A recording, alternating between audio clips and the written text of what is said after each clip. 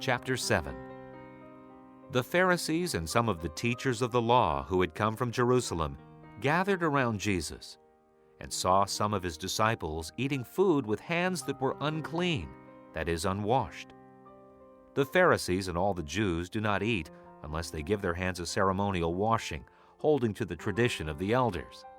When they come from the marketplace, they do not eat unless they wash, and they observe many other traditions, such as the washing of cups, pitchers, and kettles.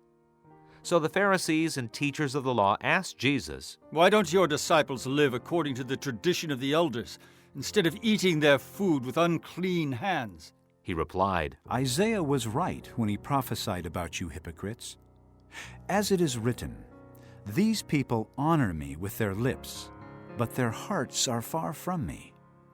They worship me in vain. Their teachings are but rules taught by men." You have let go of the commands of God and are holding on to the traditions of men. and he said to them, You have a fine way of setting aside the commands of God in order to observe your own traditions.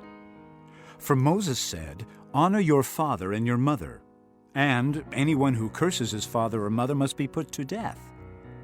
But you say that if a man says to his father or mother, "Whatever help you might otherwise have received from me is Corban," that is a gift devoted to God, then you no longer let him do anything for his father or mother. Thus you nullify the word of God by your tradition that you have handed down. And you do many things like that.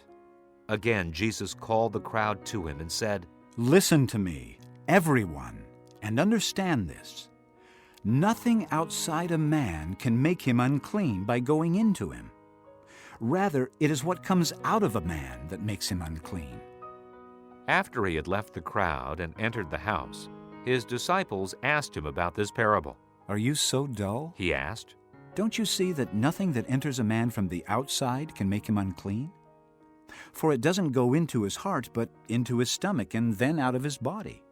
In saying this, Jesus declared all foods clean. He went on, What comes out of a man is what makes him unclean.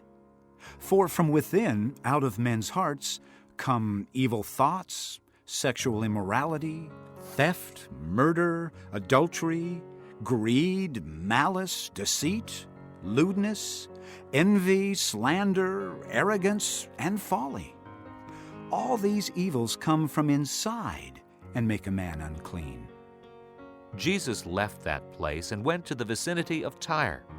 He entered a house and did not want anyone to know it, yet he could not keep his presence secret. In fact, as soon as she heard about him, a woman whose little daughter was possessed by an evil spirit came and fell at his feet. The woman was a Greek, born in Syrian Phoenicia. She begged Jesus to drive the demon out of her daughter. First, let the children eat all they want, He told her. for it is not right to take the children's bread and toss it to their dogs. "Yes, Lord, She replied. but even the dogs under the table eat the children's crumbs." Then he told her, For such a reply, you may go.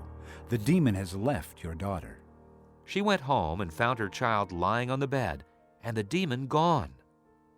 Then Jesus left the vicinity of Tyre and went through Sidon down to the Sea of Galilee and into the region of the Decapolis. There some people brought to him a man who was deaf and could hardly talk, and they begged him to place his hand on the man. After he took him aside, away from the crowd, Jesus put his fingers into the man's ears. Then he spit and touched the man's tongue. He looked up to heaven and with a deep sigh said to him, Ephatha, which means, be opened. At this the man's ears were opened. His tongue was loosened and he began to speak plainly. Jesus commanded them not to tell anyone, but the more he did so, the more they kept talking about it. People were overwhelmed with amazement. "He has done everything well," They said. He even makes the deaf hear and the mute speak.